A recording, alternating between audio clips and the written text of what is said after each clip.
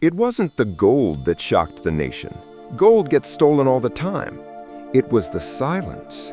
A 40-ton steel vault car transporting a shipment of uncut South African diamonds, a fortune valued at today's equivalent of over $800 million, had vanished from the dead center of the Union Pacific's Continental Express, and not a single soul, from the veteran conductor in the cab to the sleeping passengers in the sleeper cars, had heard a thing. The great train robbery of 1878 was child's play next to this.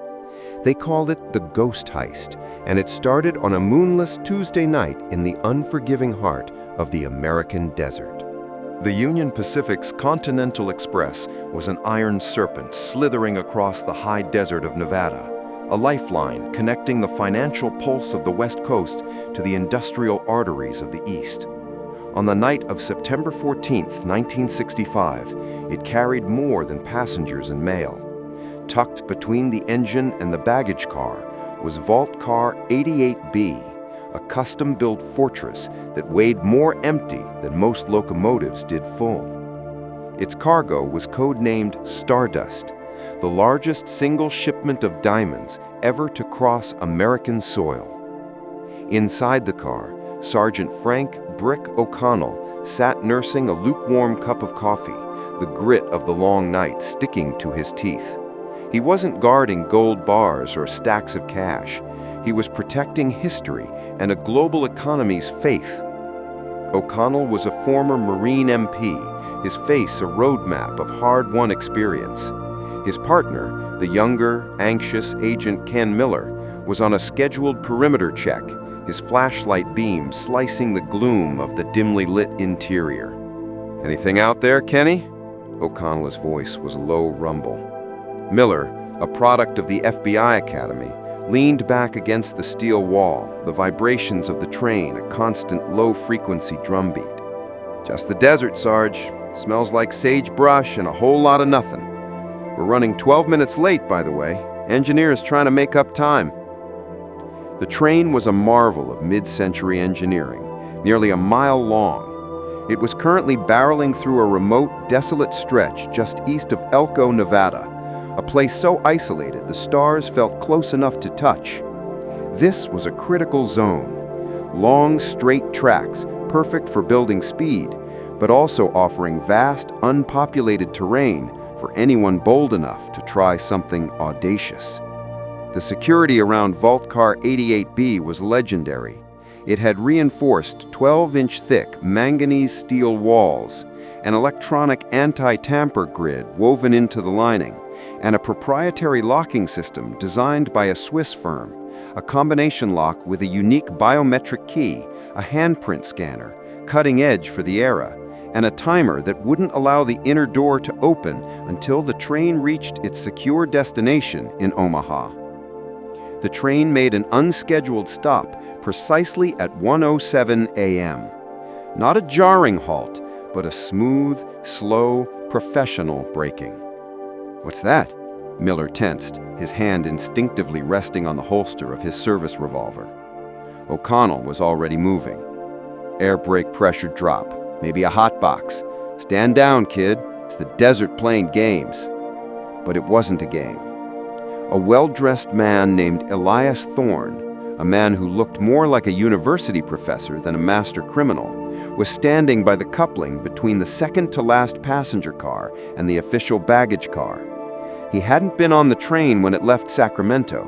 He'd been lowered onto the roof via helicopter 5 miles back during a pre-planned brief moment when the train passed under a low-hanging utility line. This was the first astonishing layer of the Ghost Heist, precision insertion. Thorne was not alone.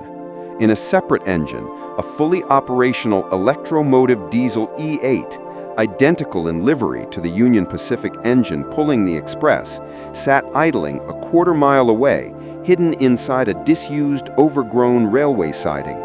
Its engineer, a disgraced but brilliant UP veteran named Jens the Switch Olsen, was watching the clock. The unscheduled stop was Thorne's doing. Weeks earlier, He'd bribed a low-level track inspector to file a misplaced signal report that would trigger the train's automated safety protocol at a specific mile marker. The Continental Express slowed. Thorne, using specialized equipment that was more surgical tool than brute force, cut the main train line's glad-hand air hose just ahead of the baggage car. This was the key. When the air pressure dropped, the emergency brakes automatically engaged on the entire train. The conductor, assuming a mechanical failure, would check the brakes. But while the main train was immobilized, Thorne went to work on the coupling just behind Vault Car 88B. Using a silent, hydraulically assisted pneumatic cutter, he severed the standard coupling pin and the electric and steam lines. The vault car was now physically detached from the rest of the express. This is where the operation moved from astonishing to impossible. As the conductor walked forward from the engine to inspect the problem, Jens Olsen, in his identical decoy E8, backed up his engine from the siding. He did it with the lights off, running on a custom-built silent run mode that severely muffled the diesel exhaust. The decoy engine silently coupled with the back of the now isolated vault car. Think of it. The conductor is checking the airline at the front of the train. The guards, O'Connell and Miller, are inside the vault car, assuming the whole train has stopped. The passenger cars are behind them. Thorne's plan was brilliant in its simplicity. Remove the center of the train while the ends were distracted. Olsen, slowly, imperceptibly, pulled the vault car backward. Because Vault Car 88B was equipped with its own heavy-duty buffer and a unique extra reinforced coupling to protect the cargo, the movement felt to the guards inside like nothing more than the normal, subtle lurching of the cars settling after a sudden stop.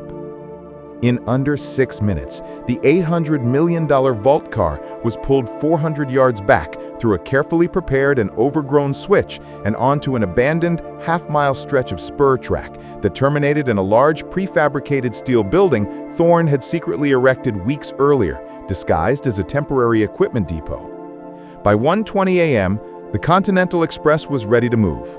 The conductor fixed the air leak and radioed the yardmaster. They pulled away, still 12 minutes late, but otherwise intact. Frank O'Connell and Ken Miller were still inside Vault Car 88B, sipping coffee, now on the abandoned spur line. At 1:45 a.m., O'Connell performed his last security check of the inner door. He noticed the lack of noise, the silence. "We must have stopped again," Miller mumbled, half asleep. "No, kid," O'Connell whispered, his blood turning to ice. "We haven't stopped. We're not moving. And you know what the worst part is? I can't hear the train."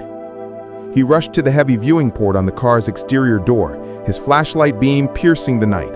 The light fell on a steel wall, the interior wall of the prefabricated building. They were enclosed. The silence was deafening. He spun around and grabbed the emergency radio. Nothing but static. They had been severed from the main power and communications lines. Thorne and his crew now had the vault car inside a secure, soundproofed warehouse in the middle of nowhere. Time was ticking. They couldn't move the car by road, and they couldn't risk lingering. Their solution to the vault was the final, breathtaking layer of the heist. They didn't crack the lock.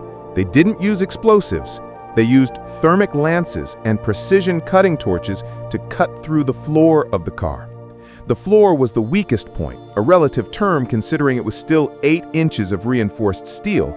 However, the unique vibration-dampening mounting of the car had created a tiny, exploitable seam between the inner frame and the floor plate.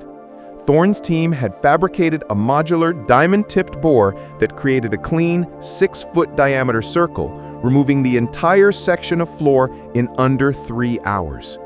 O'Connell and Miller only realized what was happening when the grinding noise started. So faint at first they thought it was the wind. Then the smell of burning metal filled the air. They were trapped, their high-security vault a cage now being opened from below. Thorne's crew, wearing specialized heat-resistant gear, hoisted the 4 massive steel security safes out through the hole, loading them directly onto a fleet of heavily modified armored all-terrain vehicles. They didn't even have to open the final complex safe locks. They were taking the whole box. By 5 a.m., just as the first slivers of dawn painted the eastern sky, Thorne's crew had finished. They vanished, driving the ATVs deep into the winding, hidden trails of the Humboldt-Toyab National Forest, leaving behind the empty shell of Vault Car 88B, the perfectly cut circular hole in the floor, and two very shell-shocked federal agents. The main Continental Express was 200 miles down the track before the conductor finally realized the massive gap in his train. He saw the baggage car, then the passenger cars, but the 40-ton Vault Car 88B was simply not there. The FBI, the U.S. Treasury Department, and the Union Press launched the largest manhunt in American history, an investigation that lasted a decade. They eventually found the disguised warehouse, the abandoned engine, and the spur line. They found the hole in the floor, but they never found Elias Thorne. They never found Jens Olsen, and they never found Stardust. The official police report concluded the theft was an impossible, perfect crime executed by masterminds with an astronomical budget.